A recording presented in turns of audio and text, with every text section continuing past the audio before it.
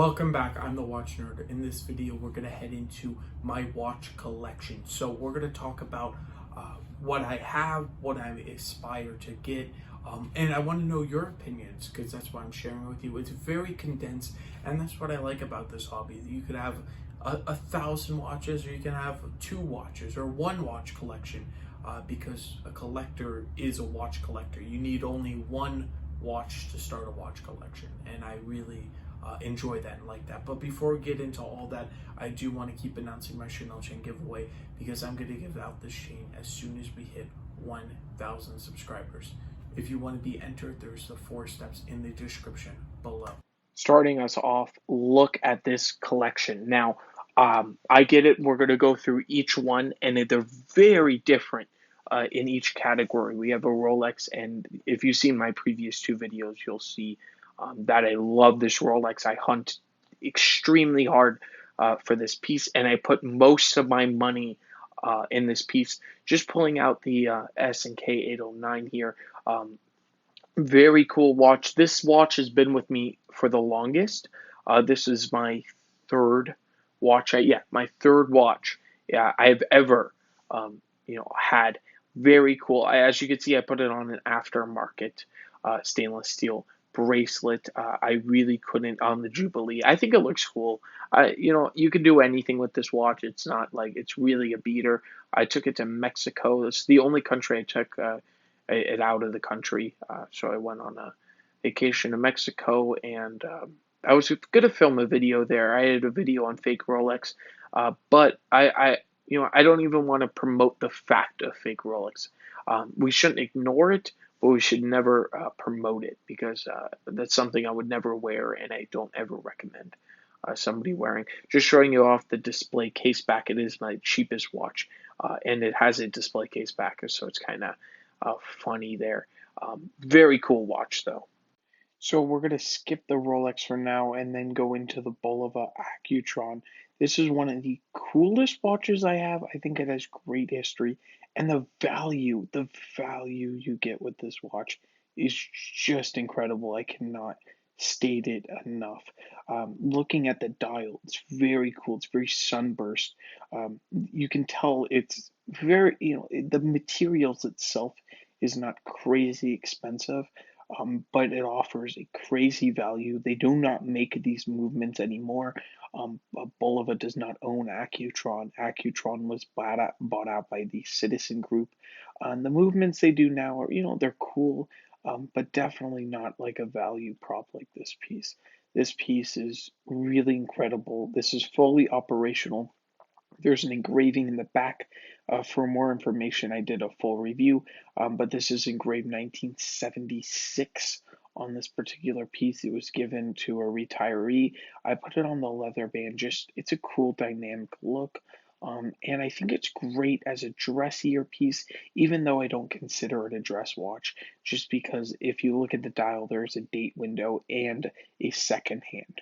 A dress watch, in my opinion, is 0 seconds. You have zero complications, especially no date. And I prefer no seconds, but if there is a small seconds, that's okay.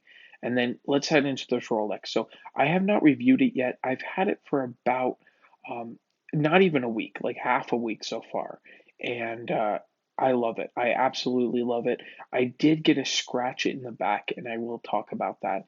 That first scratch was so painful. I don't know if any of you can relate on your first luxury watch, but I wanted to keep it so perfect. But at the same time, I didn't want it to become a safe queen. I was getting to the point where I was scared to wear it, and that is a bad situation. So I told myself, okay, I'm wearing this watch, I'm using this watch, and I have been, and I really do love it. The green dial is just absolutely gorgeous, and it just really resonates. It really is something special. So looking at the collection as a whole right now, I think I have a bit of everything, but believe it or not, I don't have a diver. And I guess it's a field and pilot's watch, the SNK 809. I have the dressier piece. I sold an Omega Seamaster and I bought the Accutron, which has great history too. I mean, they both are incredible pieces we're talking about. um, I consider very high horology. Even though it's not expensive, just the horology around it is very important and with the movement. So here's what we're going to do here.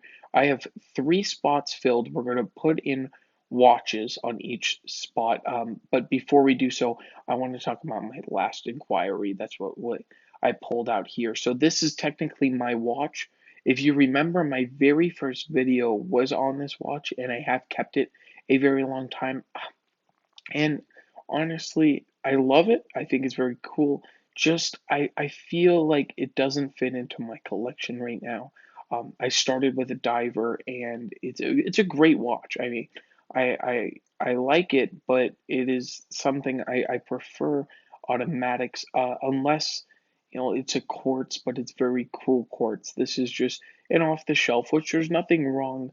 But I don't think it brings a lot of value into my collection, and it's something I just wouldn't wear that much. When I first got it, I did love it though. I really enjoyed this piece, and it's something I had in my history book. But yeah, that's where I'm really going to leave it there, and it is for sale, and I don't wear it. So I want to wear every single one of my pieces. Every single one you see in the box here, I wear. So let's go over the watches that I might put in my collection later. So here's a Tudor Monarch. Very interesting watch, ran from the early 90s, I think 1990 to 1999. The construction is all Tudor, the bracelet's Tudor, everything except for the case back. Just a really interesting watch all around, and that would be my very first piece. Um, but I already have a Rolex, and that's something I don't know. I get it; it's a different type of watch, but I have that dressy 35 millimeters because that's what the Accutron is. So I said no. This is a dream watch of mine here. So this one, I really do wish I could add this to my collection. If I had unlimited funds, I could, but this is definitely a big luxury watch purchase here. This is Omega, of course, a Speedmaster, very interesting piece. I just purchased the Rolex, so it is stretching. The Rolex was pretty much what I can do for right now. And anyway, I want to invest some more money into the channel to produce better content for you, and I'll make a video on that altogether. But this is one of the ones that it's pretty expensive, especially this one's from 1969. I didn't mention, and I'm not particularly into buying a brand new Omega. I just prefer the vintage pieces all around. They're very interesting. They're very cool, and it's just very special pieces. So that's where I'm gonna head with that one. The Tag Heuer, just it's sad. I'm gonna let it go, but I don't know. I would love to know your opinions. What do you think about it? It is a real diver. It's got a screw down back. It's got sapphire crystal. It has the specs.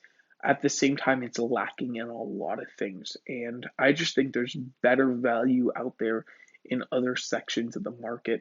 I feel like maybe I should add something like a Vostok Amphibia. That's what I was looking at before the Oyster Perpetual. Once I put my sights on that, I did full saving mode.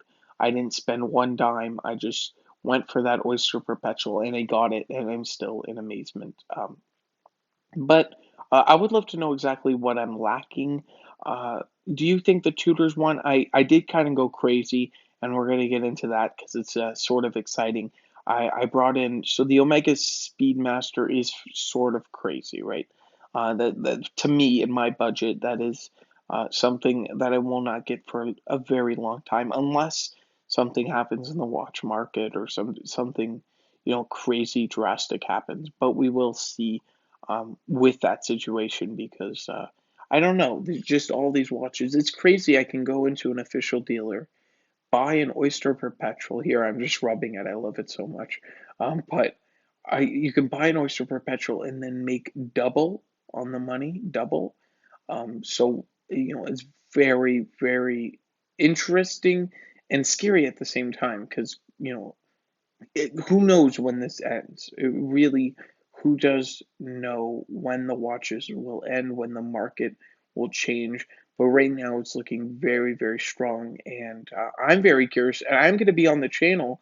I'm going to be producing watch content with you. So then we go a little crazy here. There it is, the Oyster Perpetual.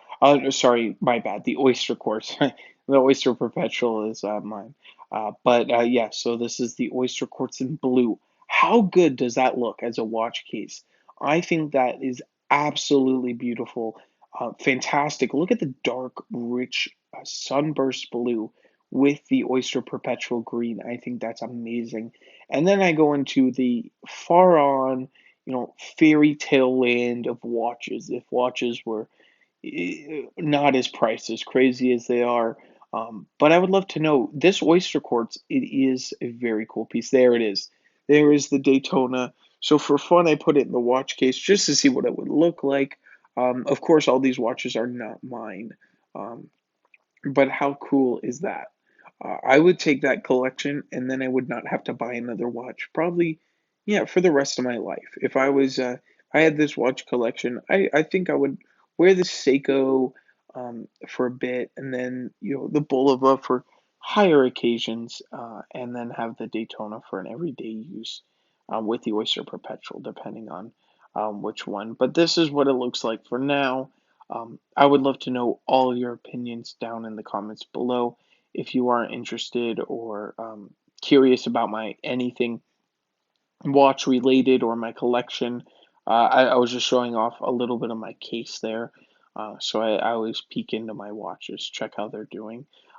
But I think I'm very satisfied with this watch collection, especially because um, before a couple of years ago, I couldn't even imagine having a Rolex in my collection, and having one is it's a special experience. I cannot describe it for you because if you've been there, you understand. If you bought your first luxury watch, it is very exciting and also very, a little bit scary. But the AD did it very well. I will discuss that more in the future. It's just funny though. Out of all the pieces, I've been wearing the SKX and SNK.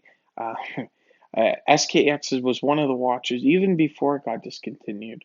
I was always thinking about, but I prefer this SNK 809. I just like the size. As you can see, if you look at my watch collection, two of my watches, are below 38 millimeters. The being the S and K 809 37 and 35. So it is definitely the Oyster Perpetual to me is a very sporty watch. Rolex calls it their classic collection, and they're more classic watches like Datejust. But I definitely think it is more of a sporty watch. So that's where I'm going to leave it here. I would love to know all your opinions, thoughts in the comments down below. What do you think about it? Do you like the versatility of it? Do you think I need to add something soon? I would love to hear all of it. And do you prefer the Oyster Perpetual green, blue? I think the green is the best out of all of them. Not just because I own it, just because of the dial, the way it looks, and I think it's a little underrated too. Of course, it is trading double retail, so I shouldn't say it's underrated, but still very cool. So that's it. If you do want the Chanel chain giveaway, there's the 4 steps in the description below. And I want to thank you all for watching. If you're curious or have any questions, you can always email me at justtherightwatch down in the description below. And I will catch you in the next one. Have a fantastic day.